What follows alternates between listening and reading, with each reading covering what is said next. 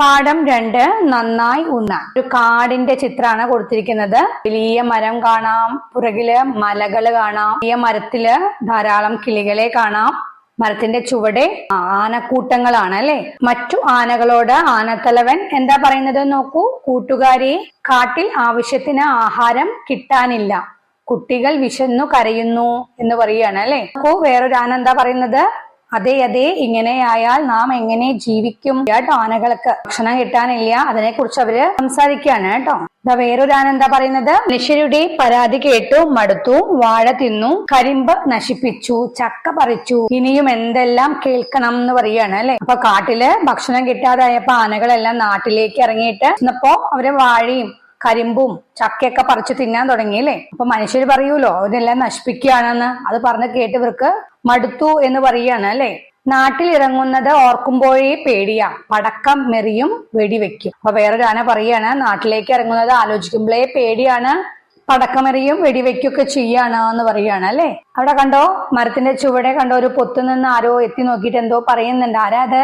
എലിയാണ് അല്ലെ. എലി എന്താ പറയുന്നത്? ഞങ്ങൾ കിഴങ്ങു കട്ടു തിന്നുന്നത്രേ. അപ്പൊ അവരെ കുറിച്ചിട്ടും കുറെ പരാതി ഉണ്ട് കേട്ടോ നാട്ടുകാർക്ക്. എന്താ, കിഴങ്ങു വർഗ്ഗങ്ങള് കട്ടു തിന്നാണ് എന്നുള്ള പരാതി ഉണ്ട് എന്ന് പറയാണ് കേട്ടോ. ആ പക്ഷികളും എന്തോ പറയുന്നുണ്ട് കേട്ടോ. മരത്തിന്റെ മുകളിലെ പക്ഷികൾ എന്താ പറയുന്നത് നോക്കൂ. കതിര് കൊത്തുന്നു, പഴം മോഷ്ടിക്കുന്നു, ഞങ്ങളെ കുറിച്ചുമുണ്ട് പരാതികൾ. പക്ഷികൾ നെൽക്കതിരുകളൊക്കെയാണല്ലേ തിന്നുക, പിന്നെ പഴങ്ങൾ കൊത്തി തിന്നും അല്ലെ.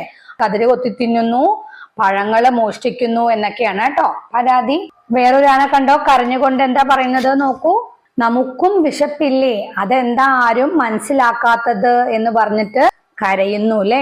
മനുഷ്യരെ എങ്ങനെ കുറ്റം പറയും? അവർ അധ്വാനിച്ച് ഉണ്ടാക്കിയതല്ലേ. പഴങ്ങളും നെൽക്കതിരും കരിമ്പും ഒക്കെ അവര് കഷ്ടപ്പെട്ടുണ്ടാക്കുന്നതല്ലേ. അത് നമ്മൾ മോഷ്ടിച്ചു കഴിഞ്ഞാല് മനുഷ്യര് കുറ്റം പറയുന്നതിൽ തെറ്റില്ല എന്ന് പറയാണ് അല്ലെ വേറൊരു ആന. ആനത്തലവൻ പറയാണ് കേട്ടോ, അതും ഇതും പറഞ്ഞിട്ടു കാര്യമില്ല, നമുക്ക് നല്ല തടിമിടുക്കില്ലേ, നമുക്ക് വേണ്ടത് നമുക്ക് തന്നെ കൃഷി ചെയ്യാം. അപ്പൊ ആനത്തലവൻ പറയാണ് കേട്ടോ, അതും ഇതും പറഞ്ഞിട്ടു കാര്യമില്ല, നമുക്ക് നല്ല തടിമിടുക്കില്ലേ, നമുക്ക് വേണ്ടത് നമുക്ക് തന്നെ കൃഷി ചെയ്യാം. അപ്പൊ എന്താണ് അവരെല്ലാരും കൂടി ചേർന്ന് തീരുമാനിച്ചത്? പരാതി പറഞ്ഞിട്ട് കാര്യമില്ല, നമുക്കും നല്ല തടിമിടുക്കില്ലേ, ആരോഗ്യം നമുക്കും ഉണ്ടല്ലോ, നമുക്ക് വേണ്ടത് നമുക്ക് തന്നെ കാട്ടില് കൃഷി ചെയ്യാം എന്ന് പറയാണ് കേട്ടോ. ആനത്തലവൻ ഈ പറഞ്ഞ കാര്യം എല്ലാവരും സമ്മതിക്കുകയാണ് കേട്ടോ. നോക്കിയോക്കൂ, നല്ല ഐഡിയ, നമുക്കും കൃഷി ചെയ്യാം. കണ്ടോ, കിളികളും എലിയും എല്ലാവരും പറയുന്നുണ്ട് കേട്ടോ.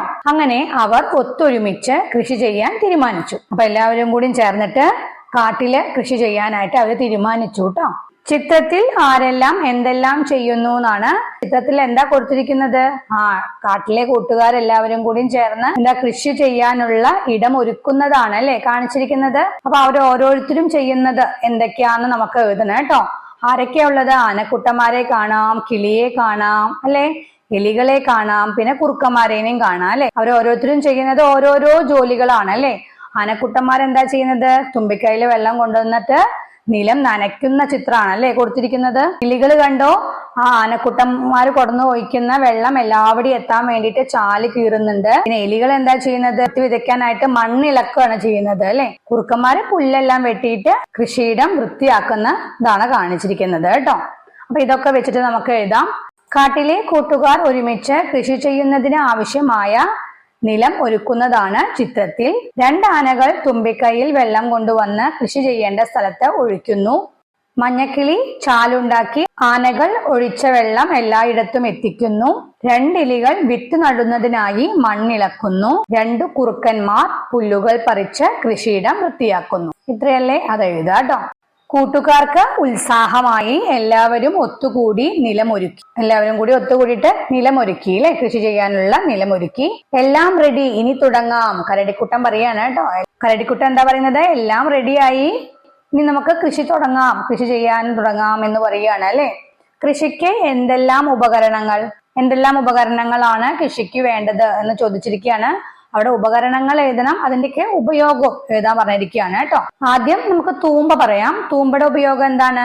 മണ്ണ് നിരപ്പാക്കുന്നതിനും ചാലുകൾ കീറുന്നതിനും തടം കോരുന്നതിനുമാണ് അല്ലെ. അടുത്തത് നമുക്ക് ഏത് ഉപകരണം പറയാം? കൈക്കോട്ട് പറയാം. കൈക്കോട്ട് എന്തിനാണ്? മണ്ണ് കിളയ്ക്കാൻ. പിന്നെ കുട്ട എന്തിനു വേണ്ടിയിട്ടാ കുട്ട? വളം, വിളവുകൾ തുടങ്ങിയവ കൊണ്ടുപോകുന്നതിന്. അടുത്തത് അരിവാൾ. അരിവാൾ എന്തിനാ? പുല്ല് വെട്ടാനും നെൽക്കതിര് കൊയ്യുന്നതിനും. പിന്നെ കലപ്പ. കലപ്പ നിലം ഉഴുതാനാണ് കേട്ടോ. ഈ കലപ്പ എന്ന് പറയുന്നത് പണ്ട് ആൾക്കാർ ഉപയോഗിച്ചിട്ടുണ്ടായിരുന്നതാണ്. ഇപ്പൊ നിലം ഉഴുതാൻ നമ്മൾ ഉപയോഗിക്കുന്നത് ട്രാക്ടറും ട്രില്ലറും ഒക്കെയാണ് കേട്ടോ. അപ്പൊ കൃഷി ചെയ്യാൻ ഉപയോഗിക്കുന്ന ചില ഉപകരണങ്ങളാണ് കേട്ടോ ഇതൊക്കെ. അടുത്തത് പറയാം എഴുതാം. ഇവിടെ കുരങ്ങൻ എന്തോ ചോദിക്കുന്നുണ്ട് കേട്ടോ. എന്തെല്ലാം കൃഷി ചെയ്യണം എന്ന് ചോദിക്കുകയാണ്. അപ്പൊ അവര് തീരുമാനം എടുക്കുകയാണ് കേട്ടോ, എന്താണ് കൃഷി ചെയ്യേണ്ടത് എന്ന്. അപ്പൊ ഓരോരുത്തരും എന്തായിരിക്കും പറഞ്ഞിട്ടുണ്ടാവുക അത് നമ്മൾ എഴുതണം കേട്ടോ. ഇവിടെ കണ്ടോ, ആനക്കുട്ടൻ എന്തോ പറയുന്നുണ്ട്, കിളി എന്തോ പറയുന്നുണ്ട്, എലി എന്തോ പറയുന്നുണ്ട്, മുയൽ എന്തോ പറയുന്നുണ്ട് അല്ലെ. അപ്പൊ ഓരോരുത്തരും പറഞ്ഞിട്ടുണ്ടാവുക എന്തായിരിക്കും? അവരവർക്ക് ഇഷ്ടമുള്ളതായിരിക്കൂലേ കൃഷി ചെയ്യാന്ന് പറഞ്ഞിട്ടുണ്ടാവുക. പാന എന്ത് പറഞ്ഞിട്ടുണ്ടാവാം? നമുക്ക് വാഴ കൃഷി ചെയ്താലോ എന്ന് ചോദിച്ചിട്ടുണ്ടാവാം അല്ലെ. അപ്പൊ അത് അവിടെ എഴുതുക കേട്ടോ. കിളി എന്താവും പറയാ? കിളിക്ക് ഇഷ്ടം കൂടുതലും നെൽക്കതിരും പഴങ്ങളൊക്കെയാണ് അല്ലെ. അപ്പൊ നെൽകൃഷി കൂടിയും ചെയ്യാം എന്ന് കിളി പറഞ്ഞിട്ടുണ്ടാകും, അത് അവിടെ എഴുതുക. പിന്നെ എലിയോ? എലിക്ക് എന്താ ഇഷ്ടം? കിഴങ്ങു വർഗ്ഗങ്ങളാണ് അല്ലെ. കപ്പകൃഷി എന്തായാലും വേണം എന്നാണ് കേട്ടോ എലി പറഞ്ഞത്. മുയലോ? മുയലിന് ഏറ്റവും ഇഷ്ടപ്പെട്ടത് എന്താ? ക്യാരറ്റ് ആണ് അല്ലെ. ഒപ്പം ക്യാരറ്റ് കൂടി വേണേ.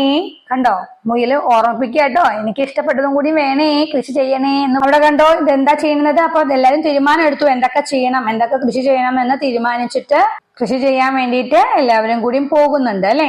കുരങ്ങന്റെ കയ്യിൽ തൂമ്പണ്ട്. കൊട്ട എടുത്തിട്ട് ഇതാ എലിയും മുയലും എല്ലാരും കൂടി പോവാണ് കേട്ടോ. വരികൾ കൂട്ടിച്ചേർത്ത് പാടാം എഴുതാം തന്നിട്ടുണ്ട്. നന്നായി ഉണ്ണാൻ. ഇവിടെ ഒരു പാട്ടാണ് കൊടുത്തിരിക്കുന്നത്. കുറച്ച് വരികള് അവര് വിട്ടിട്ടുണ്ട്, അത് നമ്മള് കൂട്ടിച്ചേർക്കണം കേട്ടോ വരികള്.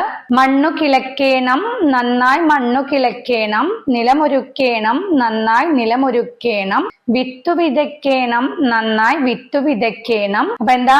കൃഷി ചെയ്യുമ്പോ ചെയ്യേണ്ട ഓരോ കാര്യങ്ങളാണ് പറഞ്ഞിരിക്കുന്നത് അല്ലെ. മണ്ണു കിളക്കേണം, നിലമൊരുക്കേണം, വിത്തു വിതയ്ക്കേണം. പിന്നെ എന്തൊക്കെ ചെയ്യണം? നമുക്ക് കളകൾ പറിക്കണം എന്ന് വെച്ചിട്ട് നമുക്ക് വരികൾ കൂട്ടിച്ചേർക്കാം. വളമിടേണം എന്ന് എഴുതാം, വെള്ളം ഒഴിക്കണം എന്ന് വെച്ചിട്ട് എഴുതാം, കൊയ്തെടുക്കണം എന്ന് വെച്ചിട്ടൊക്കെ നമുക്ക് വരികള് കൂട്ടിച്ചേർക്കാം കേട്ടോ. കളകൾ പറിക്കണം, നന്നായി കളകൾ പറിക്കണം, വെള്ളം ഒഴിക്കണം, നന്നായി വെള്ളം ഒഴിക്കണം, വളമിടേണം, നന്നായി വളമിടേണം, കൊയ്തെടുക്കണം, നന്നായി കൊയ്തെടുക്കണം, എല്ലാം നന്നായി വന്നാലോ, നന്നായി നമ്മൾ ഉണ്ണാലോ. അപ്പൊ നന്നായിട്ട് ഉണ്ണാൻ വേണ്ടിയിട്ട് നമ്മള് നല്ല അധ്വാനിക്കണല്ലേ. അതാണ് കേട്ടോ ഇവിടെ പറഞ്ഞിരിക്കുന്നത്. കുറേ പണികൾ ചെയ്താലേ നമുക്ക് നന്നായിട്ട് ഉണ്ണാൻ പറ്റുള്ളൂ അല്ലെ. വിളഞ്ഞ കൃഷിയിടം കണ്ട് കുഞ്ഞനാനയും കൂട്ടുകാരും ആഹ്ലാദിച്ചു.